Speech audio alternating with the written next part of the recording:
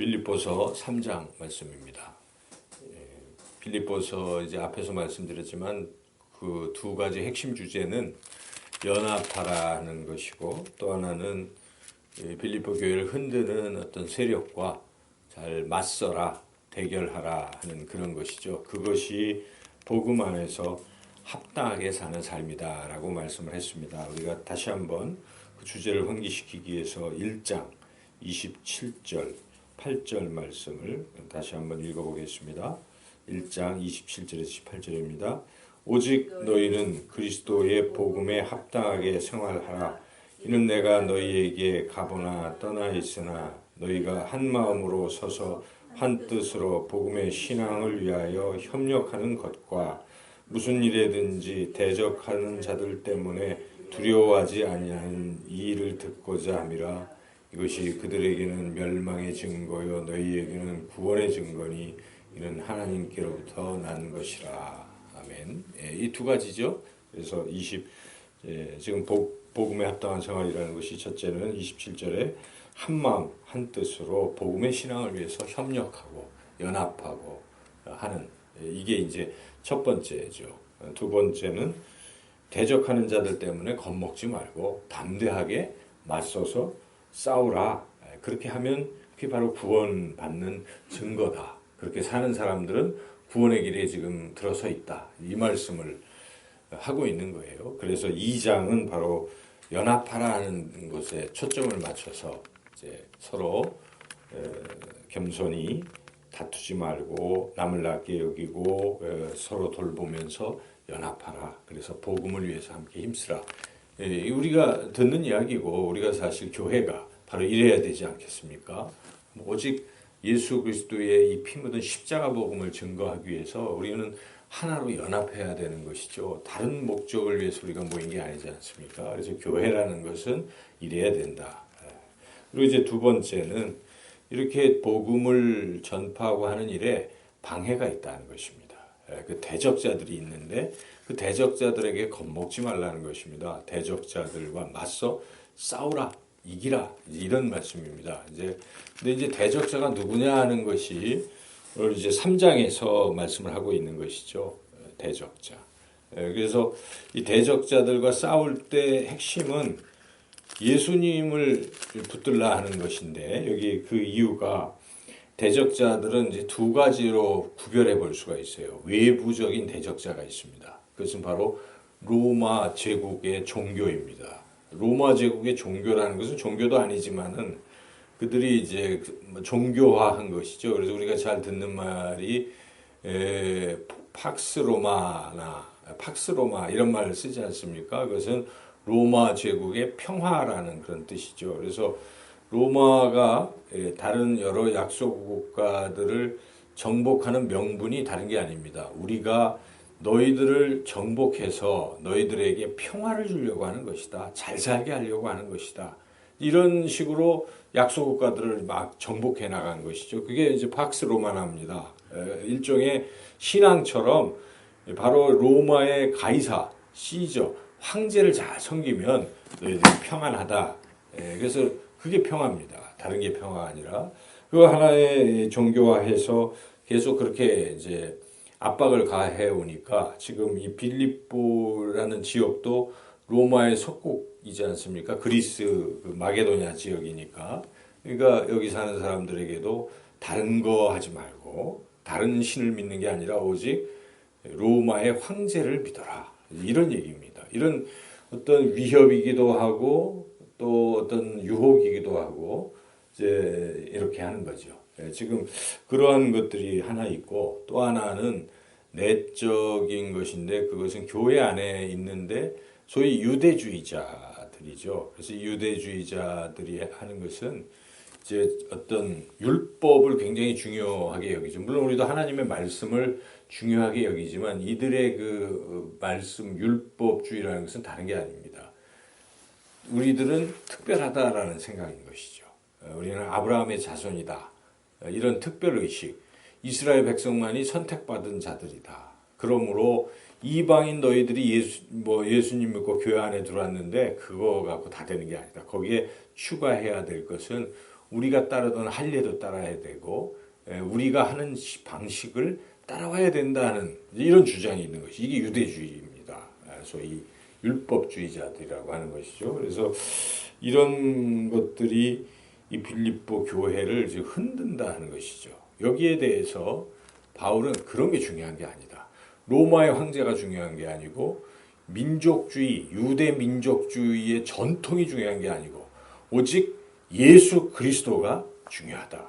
그것을 지금 강조하고 있는 것입니다. 오직 예수님만이 구원자이지 다른 황제가 구원자가 아니다. 예수님을 주님으로 불러라. 황제를 큐리어스 주라고 부르고 지금 부르라고 강요하고 있는데 그렇게 부르지 말고 죽을지언정 두려워하지 말고 예수님을 주님으로 고백하라. 그런 내용입니다. 그래서 이미 우리가 2장에서 2장 5절에서 11절에 그리스도 찬가라는 찬송시가 있지 않습니까? 당시 초대교회 교인들이 불렀던 찬송가 거기에서 이미 사도 바울이 분명하게 강조하고 있었죠.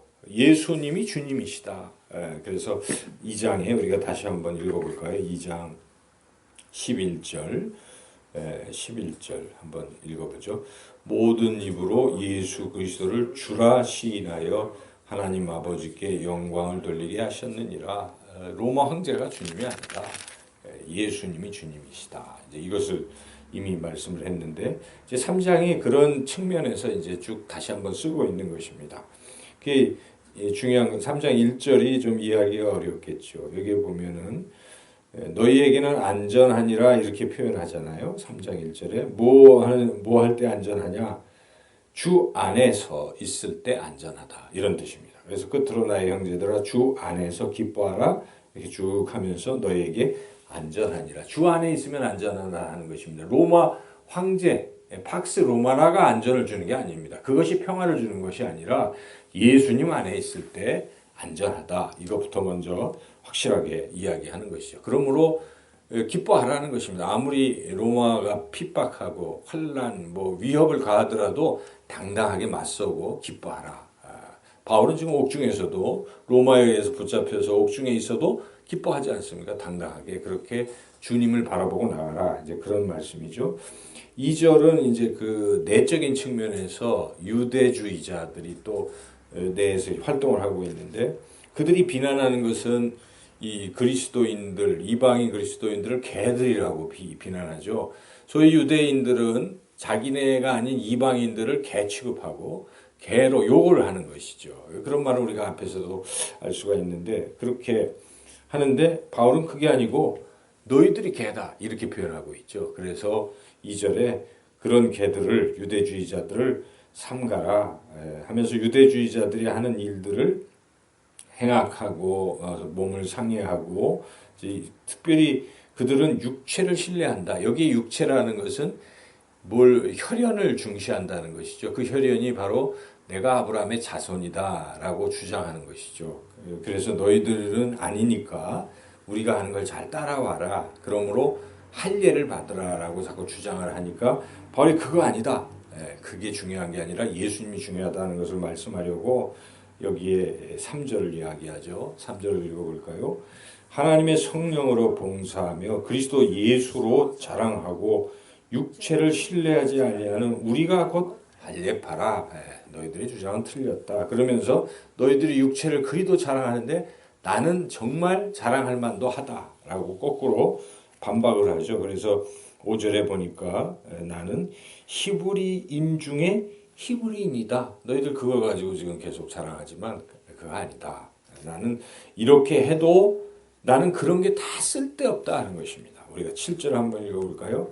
그러나 무엇이든지 내게 유익하던 것을 내가 그리스도를 위하여 다 해로 여길 뿐더러 8절 또한 모든 것을 해로 여김은 내 주 그리스도 예수를 아는 지식이 가장 고상하기 때문이라 내가 그를 위하여 모든 것을 잃어버리고 배설물로 여김은 그리스도를 얻고 9절도 읽어보시죠.